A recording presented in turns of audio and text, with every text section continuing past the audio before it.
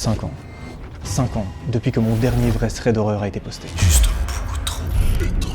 5 ans que certains d'entre vous m'ont pas vu. 5 ans de silence. Et pour les autres, ceux qui me découvrent, laissez-moi vous expliquer. J'étais ce mec-là. Celui qui racontait seul dans sa chambre des histoires flippantes pendant la nuit. Celui qui faisait des millions de vues sur des vidéos où je décortiquais les coins sombres d'internet. Siren Head, Talking Angela, Slenderman, les jeux mystérieux, les applis possédés, les disparitions inexplicables. Je les racontais avec une voix posée, un fond noir, parfois juste une lumière tamisée. Mais surtout, avec passion. Tu sais, moi je suis genre ce mec qui a grandi obsédé par les récits mystérieux, par les enquêtes, les secrets, les zones d'ombre. J'ai passé des nuits entières sur Reddit, sur des forums obscurs, à lire des témoignages flippants pendant que tout le monde dormait. Et un jour, j'ai décidé d'en parler sur YouTube. Et contre toute attente, ça a pris fort. Très fort. Je m'appelle Noah Dorian. Et entre 2017 et 2020, ma chaîne YouTube explose. Chaque vidéo devient virale. Je me retrouve dans les studios de Webedia, entouré des plus gros créateurs de France. En gros, je suis ce mec qui parle d'horreur et que les gens kiffent. À chaque thread, c'est la même chose. Des centaines de commentaires, des partages, des DM, des gens qui disent qu'ils attendent mes vidéos comme des épisodes d'une vraie série sur Netflix. Dans la rue, on me reconnaît. Je suis invité sur des plateaux, je lance un collectif de créateurs, je monte des projets. Je crée ce que j'ai appelé le Cookie Gang, pour ceux qui s'en rappellent. Et en même temps, je vis aussi un truc un peu plus intime. Mon premier amour. À ce moment-là, c'est simple. Je me dis, c'est bon. C'est ça la vie. J'ai une copine, j'ai la réussite, j'ai trouvé ma voie, tout me sourit. Mais aujourd'hui, avec du recul, je vois bien ce que je voulais pas voir. En réalité, à ce moment-là, je suis sur une corde, raide. Je vis à 300 à l'heure. Et surtout, je m'éloigne de moi-même. Ça, c'est ma carrière. L'été 2020, c'est là. Je suis tout en haut. Et 6 mois plus tard, je suis là, tout en bas. En gros, je suis là, je suis dans cette bulle de tout va bien, mais un jour, je reçois un message audio. Un audio qui va amorcer une chute violente. Écoute, c'est cool toi et moi, mais je pense qu'on va arrêter. En fait, c'est simple. Je ressens plus rien pour toi. Genre, je t'aime plus. Bye. Dans ma tête à cette époque, voilà ce que j'entendais des gens. T'es ambitieux, mec, c'est cool. C'est trop bien ce que tu fais. Mais la réalité était tout autre. J'entendais ce que je voulais entendre. Tu penses qu'on se tâte, mec. Et le jour où ça va trop tomber dessus, tu vas prendre cher. Oh, tu m'écoutes là? C'est de la merde ce que tu fais. Et moi, j'étais là, comme un débile. T'as vu mon dernier thread d'horreur sur Talking Angela avec Adam le rigolo? Il a fait 1 million de vues. La dinguerie. 3 semaines plus tard, je suis seul. Et ce qui va suivre, c'est une chute lente. Une sorte de descente aux enfers, mais sans cri. Je continue de poster des threads, parce que c'est tout ce que je sais faire. Mais les gens sont plus là. Ou alors ils sont là, mais pas vraiment. Tu fais encore des vidéos? Derrière les scènes, à l'ancienne. C'est plus aussi bien qu'avant. Je me les abonne. C'est qui lui déjà? Et je peux pas leur en vouloir. Parce qu'ils ont raison. Faut être honnête, quelqu'un avait éteint la flamme. Et cette personne, c'était moi. Pendant toute cette descente, j'ai continué les threads. En réalité, j'ai continué à poster des threads d'horreur pendant 4 années. Mais plus rien n'était pareil. Chaque thread ressemblait à une copie floue du précédent. Les angles étaient moins percutants, le montage moins inspiré, le ton plus plat. J'étais là physiquement, mais mentalement, j'étais pas là. Je faisais ça par automatisme, comme un robot. J'étais devenu une sorte de version zombie de moi-même. Et c'est là que j'ai compris un truc. C'est pas que les threads d'horreur ne marchaient plus, c'est que moi, je marchais plus. Il y a un moment où tu dois te poser une question simple. Soit tu continues comme ça, soit tu fais autre chose. Alors moi j'ai choisi de tenter autre chose. Mais pas genre un petit truc safe, j'ai choisi de prendre un vrai pari. Et si je créais un format complètement différent? Un truc plus ambitieux, genre comme une vraie émission. Alors à ce moment-là, seul dans ma chambre à 3h du mat, j'ai commencé à écrire ce qu'allait devenir Love Cube. Cube de l'amour.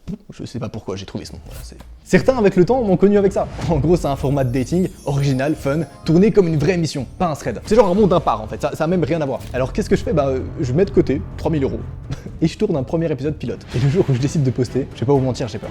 Mais vraiment genre une peur viscérale. Parce qu'à cette époque-là, mes vidéos faisaient quoi? Entre 50 000 et 60 000 vues. Et là, je sors un ovni. Vraiment un format qui n'a rien à voir avec ce que je faisais. Et en fait, c'est simple. Si ça floppe, il me reste presque plus rien. Les threads d'horreur ne marchent plus. J'ai pas vraiment 10 000 autres idées de vidéos. Si ça floppe, c'est chaud. Sauf que ça fait tout l'inverse. Je sors le premier épisode de ce que deviendra Love Cube et ça fait 3,1 millions de vues. Je sais pas si vous réalisez à ce moment-là, vraiment, genre je faisais genre 50-60 000 vues. La vidéo fait presque 30 fois le nombre de vues que je faisais habituellement. Ça n'a aucun sens. Aujourd'hui encore, l'épisode 1 de Love Cube, c'est la vidéo la plus vue de ma chaîne. Presque tout le monde kiffe à ce moment-là. C'est frais, c'est bien monté, c'est hyper divertissant. Je me dis, ok, j'ai peut-être une nouvelle voie. J'ai peut-être un moyen de remonter un peu la pente, de trouver quelque chose de nouveau qui m'anime pour moi, tu vois. Cette fois-ci, j'essaie de pas faire les choses à moitié. Je me dis pas juste, bon, on va faire un deuxième épisode tranquille. Non, je me dis on va créer une vraie émission. Une saison entière de production à la hauteur. Alors c'est simple, je prends toutes mes économies et je mise tout. 200 000 €. À ce moment-là, j'ai pas d'équipe, pas de plateau, pas de matos, mais j'ai une vision, une obsession. Alors je me mets à chercher partout. Alors je cherche sur Instagram, TikTok, sur bouche à oreille, LinkedIn. Et là, je trouve d'ailleurs Louis, mon premier bras droit, si on peut l'appeler comme ça. Celui qui comprend tout avant même que je parle. Il gère la pré-production, la post-prod et le lien un peu avec les monteurs. C'est genre une colonne vertébrale. Juste après, je tombe sur un profil qui s'appelle Gabriel. Aujourd'hui, c'est mon directeur de production, mon pilier sur le tournage. C'est lui qui gère le budget, la logistique, les plannings, les crises. Dans la foulée, on trouve un chef-op, Loï, le style visuel de Love Cube. Puis vient une directrice de casting, là. Directrice de casting. Son taf, recruter 200 candidats qui viendront pour une semaine de tournage complète. On prend des meilleurs ingé-sons, un homme à la régie, 2 cadreurs supplémentaires, une grue, un plateau entier. Petit à petit, on construit une vraie armée. Mais plus que ça, on essaie de construire genre une famille, une vraie team. Chaque épisode coûte 10 000 €.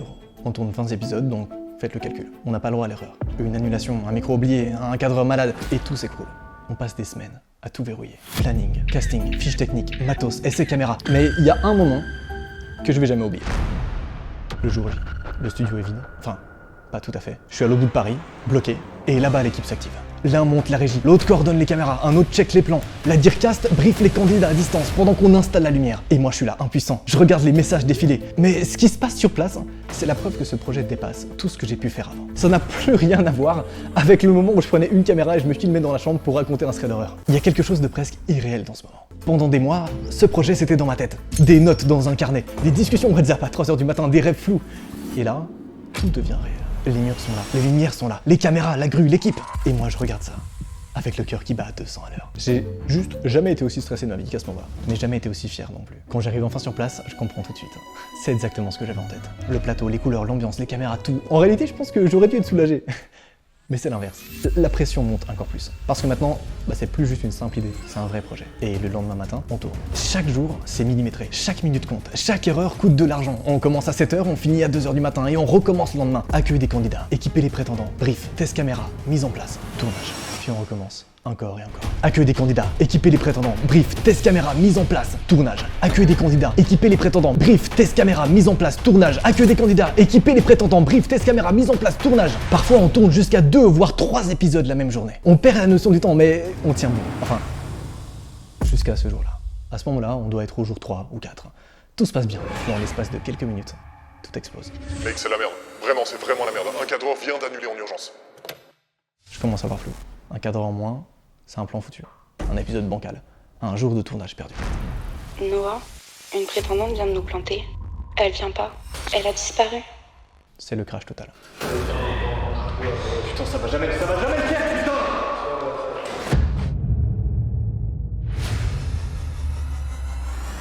Le planning s'effondre. Les gens paniquent, les infos fusent, je perds pied. J'ai envie de hurler, mais je peux pas. Parce que si moi je tombe, tout tombe. Et dans ma tête, je revois le petit Noah de 13 ans là. Je revois ce gamin qui s'est fait humilier en classe parce qu'il faisait des vidéos. Je revois ce gosse qui rêvait de faire un truc grand et je me dis, bon c'est fini. T'as échoué encore. Mais parfois, il suffit d'une phrase pour rallumer la flamme. Ok les gars, c'est chill. J'ai un pote à moi, il peut venir et remplacer le cadreur. C'est bon pour vous? Quoi? Ah oui, go, vas-y, let's go. Ok, j'ai trouvé une prétendante express. Elle arrive dans 15 minutes, on est sauvés. C'est là que je me rends compte que cette équipe, c'est pas juste des collègues, c'est une putain de team, de crack. Alors finalement, on l'a fait. 20 épisodes, 7 jours de tournage. Un marathon d'une intensité que j'avais jamais vécu de ma vie. Et c'est pas fini. Non, parce que là commence une nouvelle guerre. Je vais devoir produire le montage de ces 20 épisodes et surtout, on va devoir les sortir. Et je sais même pas si l'épisode 1 était juste un coup de bol ou si les gens veulent vraiment voir 20 épisodes de cette émission. En fait, c'est simple, faut imaginer 20 émissions complètes. Chacune avec plusieurs caméras, des heures de rush, des dizaines de pistes audio, 13 monteurs différents qui sont mobilisés. Un chef de projet pour centraliser, des validations, des changements, des corrections, encore et encore. C'est des nuits blanches. Des moments où tu crois que jamais ça sortira. Et pendant ce temps, la pression monte. On est 1 mois avant la sortie. Le montage avance, on commence à teaser. Les gens commencent à se demander... C'est bon que ça sort la suite de Love Cube. L'attente monte. On est 2 semaines avant la sortie. Les premiers extraits fuient sur TikTok. Certains fans hardcore analysent tout. Les spéculations commencent. 3 jours avant la sortie. Le stress devient insupportable. Je revois chaque détail, chaque générique, chaque son. Je doute. Encore et encore. Puis vient le jour J. Je poste. J'appuie sur publier. La réponse, dépasse tout ce que j'avais imaginé. 600 millions de vues, toutes plateformes confondues. TikTok, YouTube, Instagram, Facebook, Shorts. En fait, le concept il explose. Les gens kiffent, les marques kiffent, les applis de rencontre nous contactent, des médias veulent l'adapter. On reçoit des DM de stars qu'on n'ose même pas citer pour apparaître dans le jury ou en prétendants principaux. En fait, Love Cube, en quelques mois, devient un véritable phénomène. Avec cette équipe, on a fait plus qu'une émission. On a bâti un véritable média digital. Un nom simple, brut, qui nous ressemble. Le Cube. Le Cube, c'est pas juste Love Cube, c'est un terrain de jeu, une plateforme créative, une machine à format. Quelques mois plus tard, j'ai lancé Food Cube, un format food, court et fun. Chaque semaine, une nouvelle recette, rapide, drôle et punchy, dispo sur Instagram et TikTok. Et pareil, ça a marché plutôt bien. Et le plus fou dans tout ça, c'est que c'est que le début. En réalité, si je fais cette vidéo, c'est parce qu'à côté de tout ça, il y a un truc qui me hante. Une petite idée, presque fragile. Un truc que j'ai essayé d'enterrer, mais qui revient, encore et encore. Comme une voix dans la nuit. Je vous ai toujours raconté des histoires. Mais jamais comme je vais le faire maintenant. Parce que depuis Love Cube, j'ai compris une chose. C'est pas juste moi, seul dans ma chambre, qui fait de la magie. C'est pas juste ma voix ou mes montages. C'est l'équipe. C'est cette putain de famille qu'on a bâtie. Alors, si on prenait toute cette énergie, toute cette organisation, toute cette puissance de production, et qu'on l'utilisait pas pour une émission de dating, mais pour créer le thread d'horreur ultime. Genre, le thread d'horreur. Ou plutôt, la série de thread d'horreur ultime. Story Cube. Le retour des threads. Mais cette fois, plus grand, plus fort, plus cinématographique. Plus seul dans ma chambre. Des histoires vraies, des disparitions inexpliquées, des récits paranormaux, des témoignages réels, des frissons et surtout des invités, des visages, des regards qui parlent bien plus fort que des mots, des caméras, des plans larges, des silences, des détails qu'on laisse respirer, des vérités qu'on n'a jamais osé vous raconter. Il y a des menaces de viol, des menaces de mort.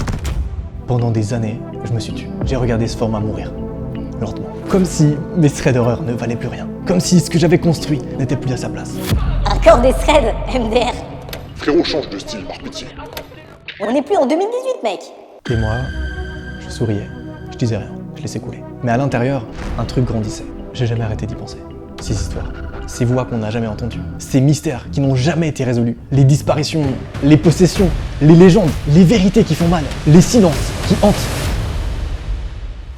Je pensais que ma vie n'intéressait personne et puis vous avez écouté. Story Cube, c'est le retour des threads. Mais c'est pas un simple retour, c'est une revanche. Story Cube, c'est un cri. Et elle était choquée, elle m'a dit mais jamais de la vie on a eu un truc similaire ici quoi. Un frisson, un regard dans l'obscurité. C'est la promesse que désormais, chaque histoire sera traitée comme une vérité. Vous pensiez que mes threads étaient morts? Non, ils ont attendu. Ils ont juste attendu, dans le noir, jusqu'à ce qu'on les écoute à nouveau. Story Cube, c'est pas juste un comeback, c'est pas un hommage, c'est pas un clin d'œil nostalgique, c'est une révolution. Le thread d'horreur, version new-gen, plus fort, plus incarné, plus vrai. Quand il est mort, j'ai pas pleuré. Pas tout de suite.